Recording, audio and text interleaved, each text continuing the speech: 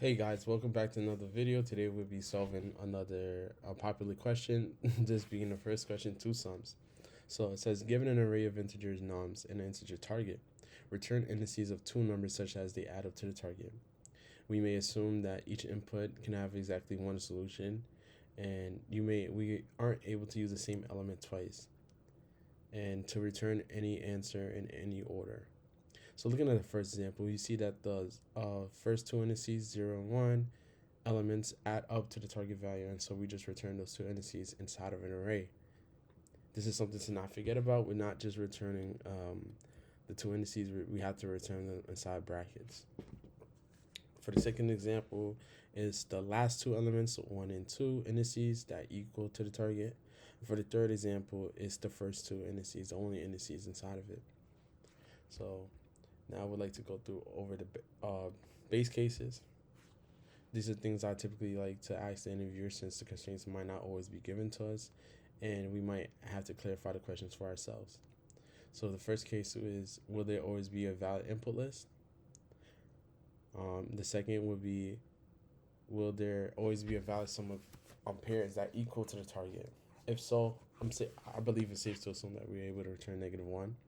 And can there be multiple valid solutions in the list, such as if there was a list full of 1s and 3s and the target value is 4, are we able to return any of the indices that pairs that sum up to the target? And now going over the first approach.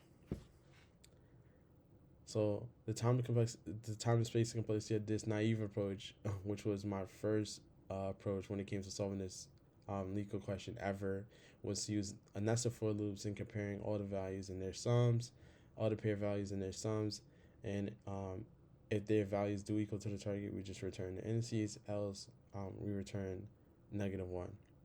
And for the second approach, the time space complexity is linear because we will be using a dictionary and iterating through the input list, enumerating through the input list, while saving their values as keys and indices as their values. And anytime we see the difference of the current element being subtracted from the target inside of our dictionary, we're able to return the two indices, else we add their current value and their indices into our dictionary. If we find no matching pairs, we return -1. Now, let's start off with the first solution, the most naive one, which is just a nested for loop. So for I in range, the length of nums. For j in range, starting at I plus 1 because we don't want repeating numbers, then the length of nums. If nums at I plus nums at j equals the target value, we can just return the I and j. It doesn't matter the order which is placed inside the bracket. And if no pairs are found, we could just, no pairs that equal to the target, we can just return -1. And now let's see if this runs. This will be quite slow, by the way. So it does work, and now we can see how it places among the other test results.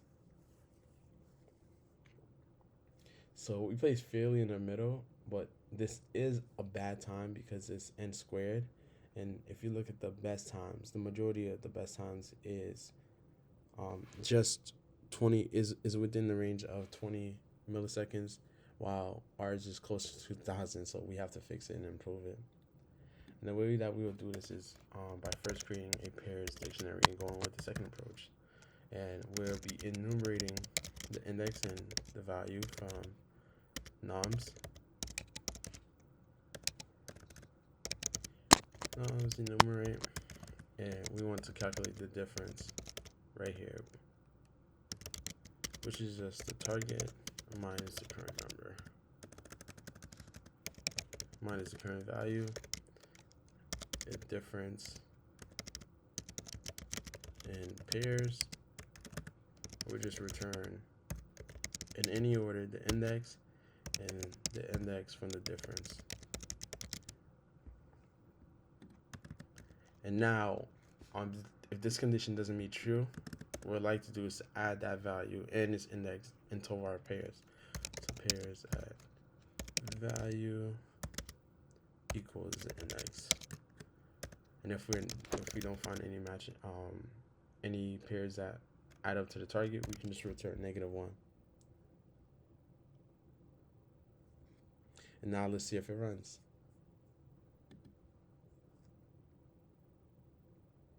Works perfectly, passes the initial 3 test cases. Now let's see where it ranks among the other results.